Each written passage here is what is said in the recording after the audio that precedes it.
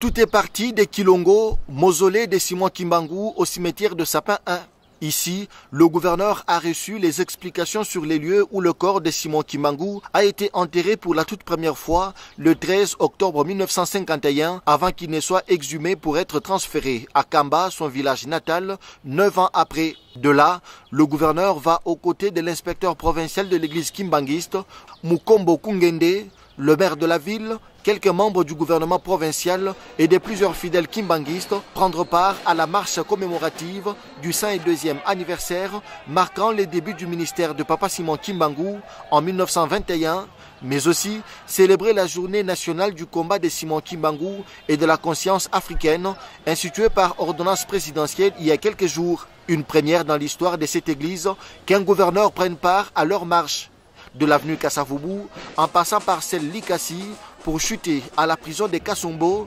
Jacques Kaboula Katoué a sous la guidance du responsable de l'église kimbanguiste en province suivi l'histoire carcérale de Simon Kimbangu, du lieu où l'on fouettait Kimbangu, en passant par toutes les cellules qui avaient accueilli Kimbangu. Jacques Kaboula Katoué s'est dit émerveillé par l'histoire du prophète Simon Kimbangu, mais aussi impressionné par son combat de l'éveil de la conscience de l'homme noir. Cette histoire est si passionnante et nous voudrions que toute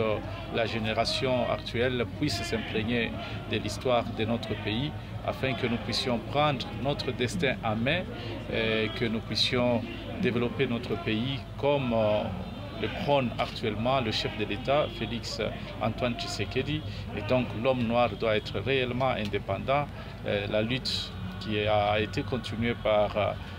Lumumba, Laurent Désiré Kabila, et donc c'est la lutte de nous tous et nous tirons comme fondement la philosophie de Papa Simon Kimbangu, raison pour laquelle aujourd'hui c'est un grand jour et nous sommes tous en tant qu'institution sous l'initiative du président de la République, Félix Antoine Tshisekedi, nous sommes aux côtés du peuple kimbanguiste pour promouvoir l'histoire de celui qui a été le prophète et le libérateur de l'homme noir, Simon Kimbangu. Cette marche a eu comme point de chute l'église kimbanguiste. Devant des milliers de fidèles réunis, le gouverneur du Haut-Katanga a dans son mot de circonstance promis la construction d'un hôtel à Kamba pour l'hébergement des fidèles kimbanguistes du Haut-Katanga qui seront en terre sainte. 10 000 pagnes pour tous les fidèles de cette église et 5 000 mouchoirs de tête au motif de Kimbangu, ainsi qu'un kit complet d'instruments de musique pour la fanfare.